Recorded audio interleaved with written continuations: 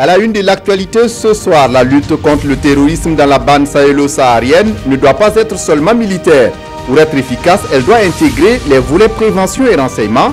C'est la conviction des participants au premier colloque international contre le terrorisme ouvert ce 5 septembre à Ouagadougou. Des solutions face aux insuffisances capacitaires des systèmes de défense et de sécurité dans nos pays sont attendues. On en parle dans ce journal. Et dans ce journal également, découverte ou redécouverte ce soir de la forêt classée de la Guinguette à Bobo-Dioulasso. 115 hectares de pure merveille située à une vingtaine de kilomètres de la ville. C'est le lieu de randonnée des amateurs de la nature. Si vous êtes en tourisme à Bobo-Dioulasso, faites un tour par la Guinguette. Vous ne le regretterez point, nous dira Marguerite Douagneau dans cette édition. Et dans cette édition au Kenya, la commission électorale vient de fixer une nouvelle date pour la tenue des élections présidentielles. C'est finalement le 17 octobre prochain, un nouvel duel entre Uhuru Kenyatta et son rival, l'opposant Raila Odinga. Ce sont là les titres du 20h. Mesdames, Messieurs, bonsoir. Ravi de vous retrouver. Mais d'abord, ce match nul ce soir des étalons qui a valeur de victoire contre le Sénégal. 2 buts partout, c'est un match comptant pour les éliminatoires de la Coupe du Monde Russie 2018. Retour en image sur l'ambiance de ce match avant de revenir sur ce plateau avec notre invité Mamadi Wena. Voilà, il va passer son vis-à-vis, très bien joué. On trouve maintenant Bertrand pour son grand frère. Il va donner le chemin, il va frapper. Oh, but!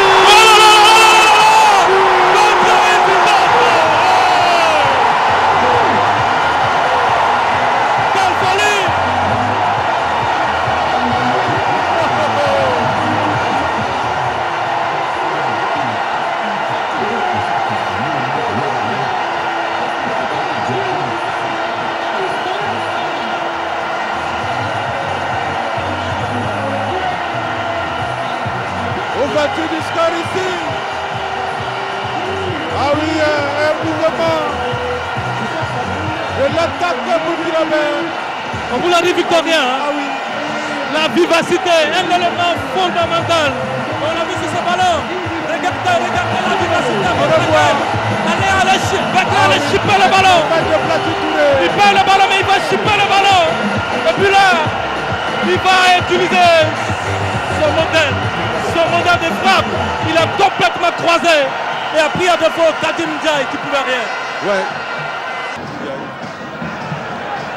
Récupération, attention. Est-ce que Sané, le centre de Sané, récupération, la défense. Ah! Et c'est l'égalisation. On s'est amusé là. Ah oui. On s'est véritablement amusé sur ce ballon. On vous l'a dit. 18 qui égalise. Il ne faut pas, dans cette phase de jeu, regardez, le ballon aurait pu sortir tranquillement. Mais on s'est amusé avec le ballon. Et voilà, regardez Victoria, on peut suivre à nouveau cette action. Hein. Patrick Malo et Issoufou Dayo. Oui. Regardez, on essaie, et puis après là, tranquillement, on va offrir un caviar à l'attaquant sénégalais. Une sortie n'a pas récupérée par un Sénégalais. Oui. Attention à ce faux rythme sénégalais. Vous voyez. Attention. Et voici. C'est un but. Deuxième but. Deuxième but sénégalais. C'est Sadio Mané. Sadio Mané qui va punir les étalons.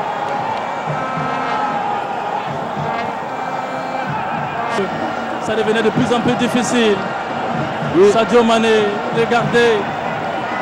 Elle est partie avec lui. Le petit geste, petit geste des grands joueurs. Il sait le faire. Des grands attaquants là. Il sait le faire. Alain Sibiri Traoré.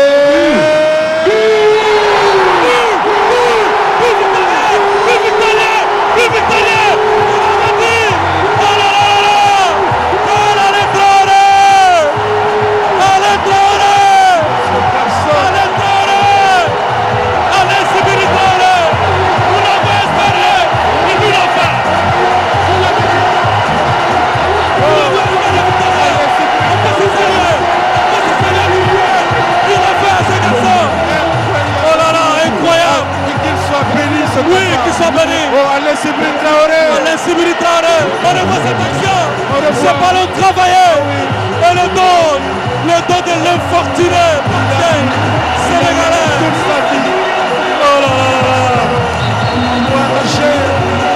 Quel talent! Ils sont héroïques ces garçons! Voilà, 2 buts des frères Traoré. Mamadi Wena, bonsoir. Bonsoir Fousseni. Comment vous avez vécu ce match? Je dirais d'abord que c'est un résultat improbable qu'on a eu là parce que vu le scénario du match, les Italiens qui sont bien rentrés dans le match mais qui se font punir par rapport à l'égalisation sur une erreur défensive et qui perdent un de leurs, surtout un des joueurs clé de la défense qu'on perd juste avant le dernier quart d'heure de la première période. Et il fallait tout faire devant cette grosse équipe du Sénégal pour maintenir. C'est vrai que le Sénégal a réussi maintenant à marquer à la 76e minute et on se disait ah, c'était fini. Mais les garçons ont montré de la bravoure, de l'envie. Ils ont su résister et finalement avec cette patte gauche d'Alain Traoré, ce coup de pied qui rappelle le coup de pied qui avait amené le Burkina à la 3e place il y a quelques mois en janvier et en février du côté de Paul Gentil au Gabon. Il remet ça. C'est vrai que là, il a été aidé peu par le gardien de but, mais il fallait le faire, il fallait oser. Et les étalons ont réussi parce qu'on ne s'en rend pas compte, mais le Sénégal, c'est une équipe qui peut aligner à chaque poste, sauf le poste de gardien. Sinon, les autres postes peuvent aligner 3 joueurs par poste qui jouent dans les grands championnats européens. Donc, je crois que c'est un résultat et les Étalons sont à féliciter.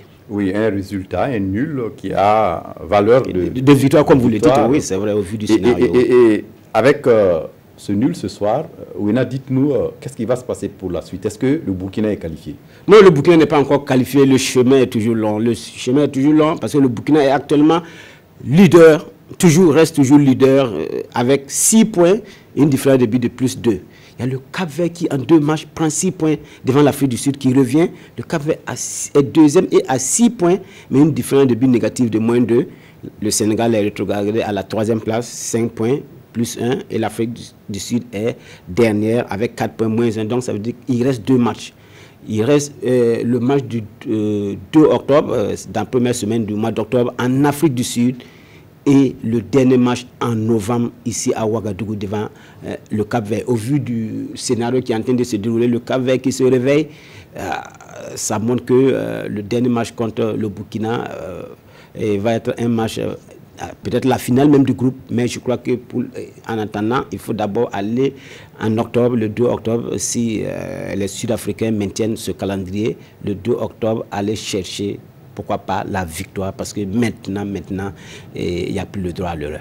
Et donc le Burkina est à un tournant décisif pour la qualification. On a 2 matchs de Russie 2018 et avec ce que les garçons ont montré cet après-midi, je crois qu'on peut toujours espérer. Merci à vous, Wena, d'être passé nous donner tous ces éclairages. Je rappelle que les étalons face aux Lions du Sénégal ce soir, c'était 2 buts partout. Et merci d'être venu. Merci. Et la suite de ce journal, comment faire face à la menace permanente du terrorisme dans la bande sahélo-saharienne? La question taraude le Centre d'études stratégiques en défense et sécurité. Le centre qui a débuté ce mardi à Ouagadougou, un colloque international pour contribuer avec des stratégies innovantes pour lutter efficacement et durablement contre le terrorisme dans la région. C'est une plateforme qui fait appel à différents profils, notamment des chercheurs en sciences sociales et des spécialistes en stratégie et défense, mais aussi des chefs d'État, des anciens chefs d'État. Les travaux vont durer 3 jours, mais qu'est-ce qui va être discuté concrètement? On en parle avec Moussa Ouedraogo et Aruna Mari. L'Afrique a mal à sa sécurité, surtout dans la bande sahélo-saharienne. C'est le constat fait ici à l'ouverture de ce colloque international de Ouagadougou.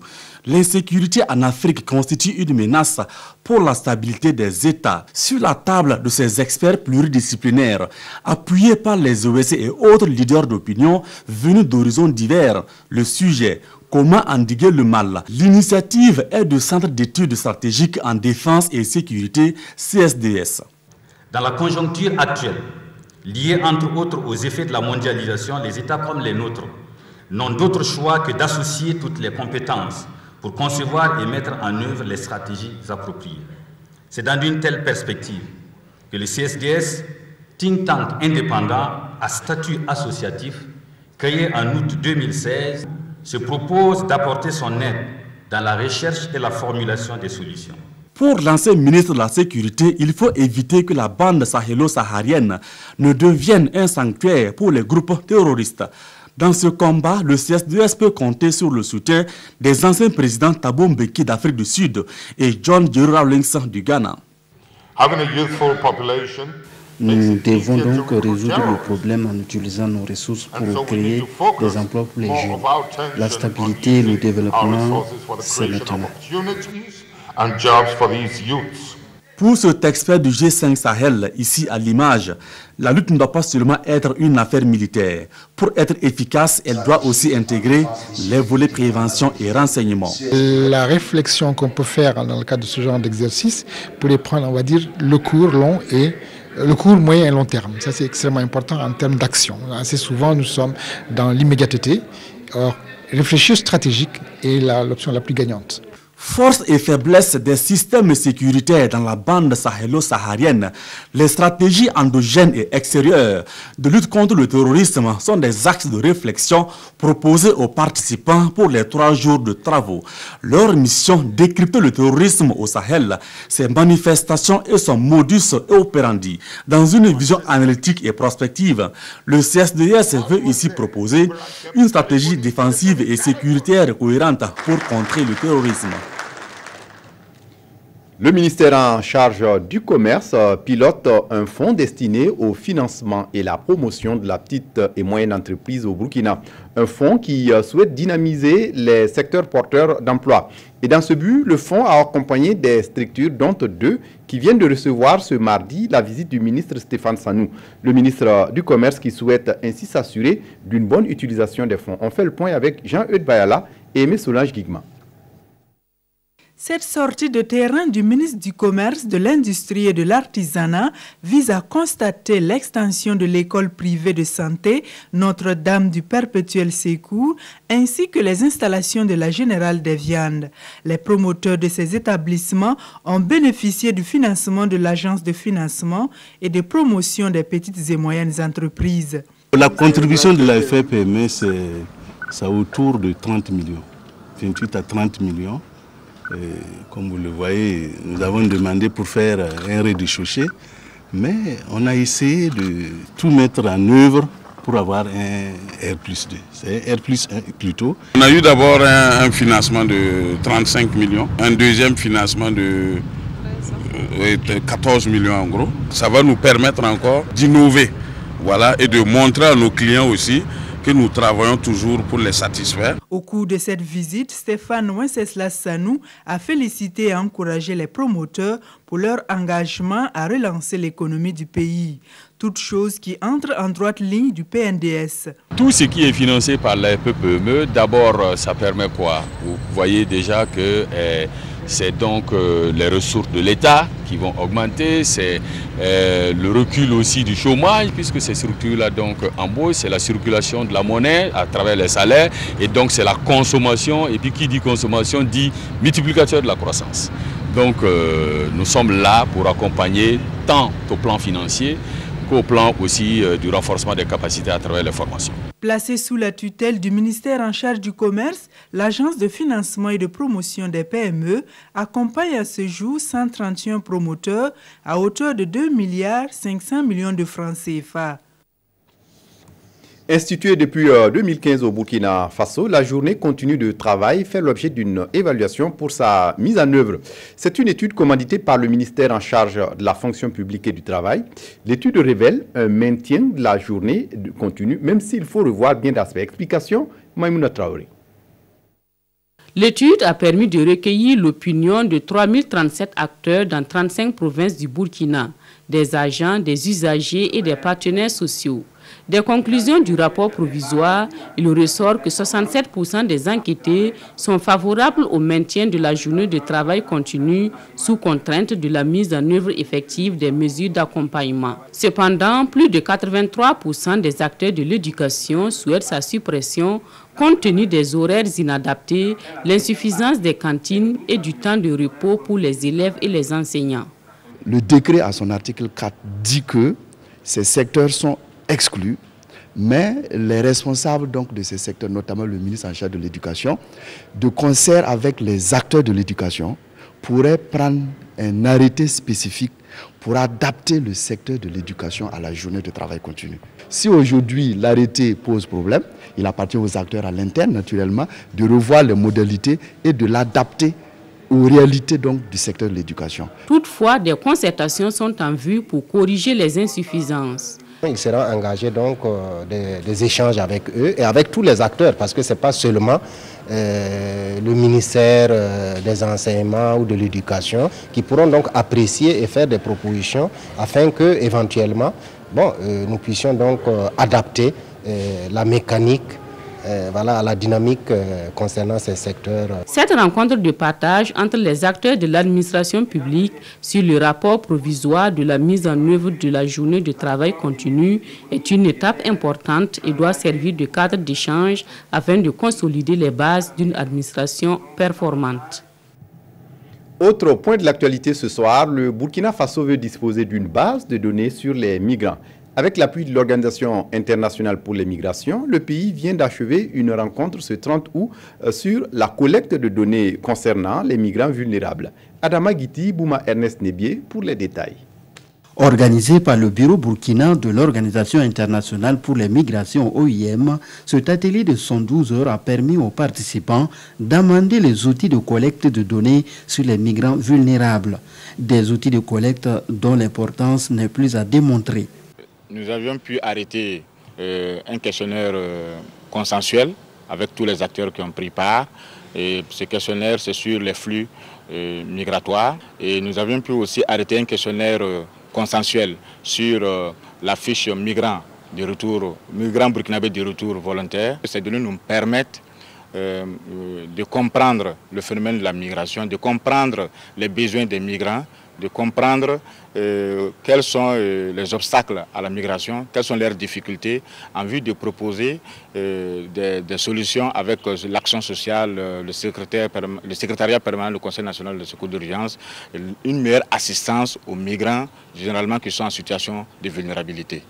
Ces outils de collecte de données validés ont été consignés dans un document qui sera mis à la disposition de tous les acteurs intervenant dans le domaine de la migration. Dans notre pays, pour ce qui concerne surtout les migrants de retour, il y a un certain nombre d'acteurs qui sont impliqués et chaque acteur intervient avec son outil. On avait des fiches qui sont spécifiques à chaque acteur. L'atelier, un des objectifs de l'atelier, c'est d'harmoniser un peu ces outils de collecte de données-là. Donc on a mis ça, tous ces outils ensemble. La validation de ces outils de collecte de données s'inscrit dans le cadre d'un projet sur les flux migratoires dans l'espace sous-régional. Mis en œuvre par l'OIM, il est financé par des institutions humanitaires parmi lesquelles le Bureau américain pour les populations, les réfugiés et les migrants. La 3e région de gendarmerie connaît un changement de commandement. C'est désormais le colonel Blaise Ouedraogo qui dirigera les troupeaux. Il vient de recevoir ses attributs de chef ce mardi au camp Pasmanga à Ouagadougou. Le film de la cérémonie avec Césaire Carfo et Oumar Zombri. Désormais, c'est lui que les pandores de la 3e région de gendarmerie reconnaîtront pour chef, le colonel Blaise Ouedraogo. Et c'est dans la tradition militaire qu'il prend les rênes du commandement, succédant ainsi au colonel Serge Alain Ouedraogo.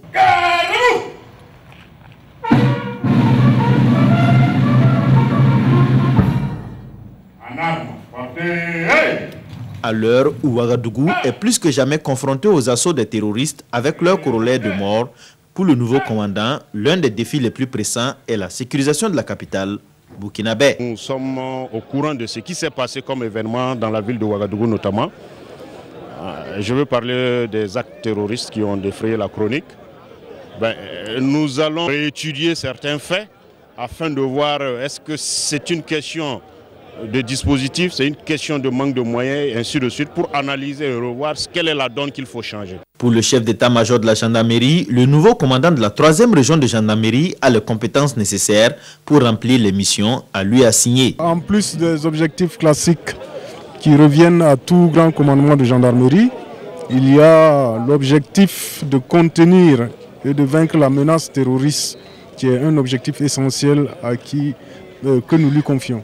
Et je pense que Il a ce qu'il faut, son leadership et tout, pour réussir sa mission. Le colonel Blaise Ouedraogo est titulaire d'un diplôme d'état-major de gendarmerie obtenu au Mali en 2009.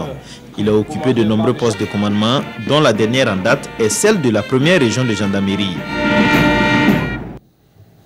Le 4 septembre 1947, une loi de l'époque reconstituait le territoire de Haute-Volta, une colonie française. 70 ans après, un film documentaire revient sur le processus et rappelle l'importance de cette date pour le Burkina Faso. Aujourd'hui, le film vient d'être projeté ce 4 septembre au Sénaza à Ouagadougou. Nyarkiteda l'a suivi pour nous compte rendu. On a pris le prétexte que la colonie n'était pas viable. Le film documentaire de 52 minutes retrace les événements qui ont marqué la journée du 4 septembre 1947 au Burkina Faso. Cette date rappelle la reconstitution de la Haute-Volta, autrefois disloquée et partagée entre les pays voisins. L'élément fondamental, c'est que la métropole ne trouvait plus d'intérêt dans la colonie de Haute-Volta. Pour Think Tank International, réalisateur du film, le 4 septembre est une date que tout Burkinabé doit toujours se remémorer. Pour lui, il suffit tout simplement d'interroger l'histoire pour trouver les réponses aux questions du moment. La production donc, de ce film documentaire-là, qui a permis donc d'interroger le Widi Naba, le professeur Domba Jean-Marc Palme, l'historienne Élise Tombiano et le professeur Luc Marius Ibriga, pour que nous regardions donc, à partir donc, de ce devoir de mémoire donc, de 1947 là, comment on peut se poser les bonnes questions, trouver les bonnes réponses face aux différents mots qui aujourd'hui ont tendance donc à nous ramener en arrière. Pour le gouvernement, c'est un film original et constitue une référence des actes sur le passé du Burkina. Le référentiel qu'il pose est un référentiel de valeurs sur lesquelles nous devons bâtir notre pays. Dans la diversité, à chaque fois, le Burkina a su se retrouver. C'était d'abord la Haute-Volta. Et aujourd'hui, nous avons face à nous des adversités différentes.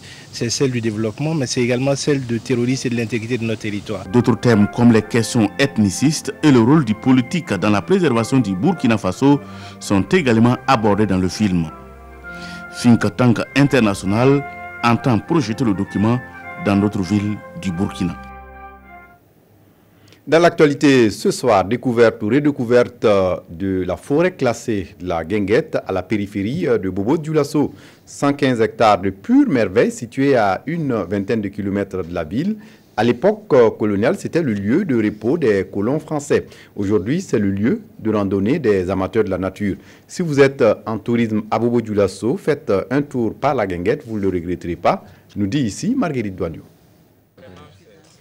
En s'engageant sur cette piste, c'est une promenade rafraîchissante qui vous attend à l'ombre de grands arbres pour aller à la Guinguette en plein cœur de la forêt classée du Cou. La Guinguette, bien connue à Bobo-Dioulasso, c'est le lieu de repos des Français pendant la période coloniale. Aujourd'hui, c'est l'endroit de prédilection des amoureux de la nature, des inconditionnels de l'écologie et des amateurs de randonnée. En y pénétrant, vous traverserez 3 types de végétation. Une forêt claire dès l'entrée principale, puis une forêt arbustive et enfin une forêt dense. Et la végétation aquatique forme des forêts-galeries autour des 2 rivières, la Guinguette et le Cou, et constitue une ceinture végétale assez impressionnante avec d'immenses arbres pouvant atteindre 30 mètres. Le feuillage est tel qu'il est souvent difficile d'apercevoir le ciel.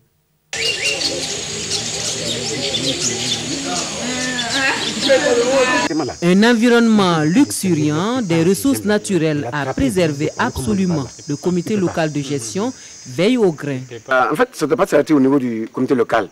Parce qu'il faut que les ministères de l'Environnement même prennent aussi des engagements pour nous appuyer. Bon, ensemble, les pays, quoi, je veux dire, ensemble, il faut qu'on arrive à trouver une solution pour préserver cette forêt. Parce que, bon, aujourd'hui, moi, je peux dire, c'est le cœur de la vie de population. S'il n'y a plus cette forêt, je me dis, Bobo en tout cas va avoir chaud au niveau de l'eau. La faune est également très intéressante ici. Les animaux sauvages ne sont plus tellement visibles, mais vous pourrez par moments apercevoir des petits mammifères tels les écureuils et autres singes sauter de branche à branche. Comme c'est une forêt naturelle qui a été préservée, donc tout ce qui est dans cette forêt comme animal, c'est les animaux sauvages. Bon, c'est les écureuils, en passant on peut les trouver. Ce sont les singes, il y en a. Il y a plusieurs espèces encore, mais bon, comme ces animaux sauvages là, bon, ils se cachent. Des sentiers y sont aménagés pour favoriser l'écotourisme et les passionnés de la botanique sont bien servis. Flâner au bord des rivières en se laissant bercer par les cliquetis de l'eau, se délecter du gazouillis des oiseaux. En se baladant sur les ponts de lianes, c'est un moment idyllique qui se passe de tout commentaire et c'est cela que vous réserve la forêt classée du Cou. 115 hectares de pure merveille, à 20 km de Bobo-Dioulasso et qui constitue le poumon de la ville. Une visite s'impose de toute évidence. Tout à fait, Marguerite. À l'étranger, la commission électorale kenyane vient de fixer une nouvelle date pour la tenue des élections présidentielles conformément à la décision de la Cour suprême. Ce sera finalement le 17 octobre prochain. Vendredi, la Cour suprême avait invalidé contre toute attente le scrutin du 8 août en raison de l'irrégularité relevée dans les opérations de vote. Regardez. La date de la nouvelle élection présidentielle au Kenya a été arrêtée. Ce sera le 17 octobre prochain. C'est ce qu'a annoncé la commission électorale après l'invalidation surprise du scrutin de début août. Le sortant Uhuru Kenyatta avait été proclamé vainqueur avec plus de 54% des voix face à son rival, l'opposant Raila Odinga. La commission électorale a précisé que seuls les 2 finalistes de la présidentielle figureraient cette fois sur les bulletins de vote. Les 6 autres candidats qui avaient recueilli moins de 1% des suffrages ne pourront pas se présenter. Vendredi dernier, la Cour suprême avait annulé contre toute attente la présidentielle, estimant que des irrégularités et des illégalités avaient affecté l'intégrité de l'élection. La commission électorale est sous le feu des critiques et dispose désormais d'un délai très bref pour organiser un scrutin crédible. Plus puissant qu'Harvey, le cyclone tropical Irma remonte en direction de la côte américaine. L'ouragan est passé en catégorie 5 ce mardi et les Antilles sont sur sa trajectoire. Le vaste archipel des Antilles en mer des Caraïbes est menacé par l'ouragan Irma et tous se préparent en vue de l'impact. De Porto Rico aux petites Antilles françaises, le mot d'ordre est abritez-vous. Ici à Antigua, les bateaux de pêche ont été sortis de l'eau en prévision de la houle cyclonique. Les magasins protègent leurs devantures avec des tôles. Les habitants font des provisions. Ils se préparent à rester confinés chez eux dans les prochains jours. Porto Rico est en état d'urgence. Le territoire américain comme les îles Vierges ou encore la République dominicaine sont mobilisés. Après la douloureuse expérience Harvey au Texas, Irma a été reclassé hier en ouragan de catégorie 4, ce qui signifie des vents entre 209 et 251 km/h. Juste avant, une équipe de l'Institut océanographique américain, le NOAA, avait volé à travers Irma. L'ouragan se trouvait hier soir à 790 km à l'est des Petites Antilles et se déplaçait dans leur direction. Il devrait les atteindre la nuit prochaine. Première frappée les Antilles françaises. Saint-Martin et Saint-Barthélemy risquent d'être particulièrement affectés. La rentrée scolaire n'a d'ailleurs pas eu lieu hier en raison de l'évacuation des côtes. Les habitants se sont massivement fournis en piles et eau potable. Le confinement va commencer ce midi. Scénario identique en Guadeloupe où les écoles et administrations sont fermées. Et puis on referme ce journal avec la revue de presse des quotidiens, revue de presse signée Abdourahmane Zongo. La sécurité naguère est en insécurité sur Kwame Nkrumah et le monsieur sécurité, la grande vedette du jour à la une de tous les journaux, annonce de nouvelles mesures sécuritaires. Objectif, souffle le quotidien d'État citoyen, ramener la quiétude sur la dite avenue en question. Nous tenons à ce que Kwame Nkrumah soit plus sécurisée et plus belle qu'avant, s'enthousiasme Simon Compaoré dans l'Observateur lors de sa rencontre avec les riverains hier lundi 4 septembre. Et c'est justement à cette même date, de coïncidences troubles, d'ironie du sort ou encore de faits de hasard, que des hommes armés non encore identifiés attaquent pour la énième fois, regrette le journal Le Quotidien, le village de Kourfadji, situé à 70 km du Soum, et kidnappe 2 hommes. La commune, soupire notre confrère, avait déjà essuyé une attaque en octobre 2016, un enlèvement en juillet 2017. Cette recrudescence transpire aujourd'hui au Faso, convoque ce questionnement suivant. Mais qui en veut tant au Burkina Faso?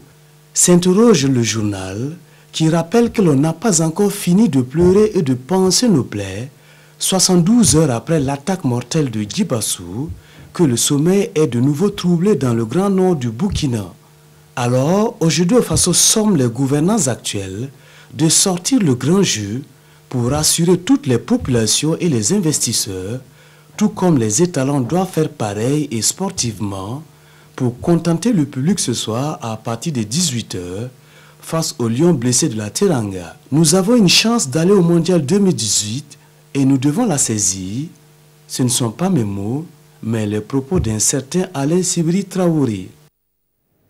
Voilà, on s'arrête là pour ce journal. Merci de votre attention. Très bonne suite de programmes sur la RTB. Au revoir.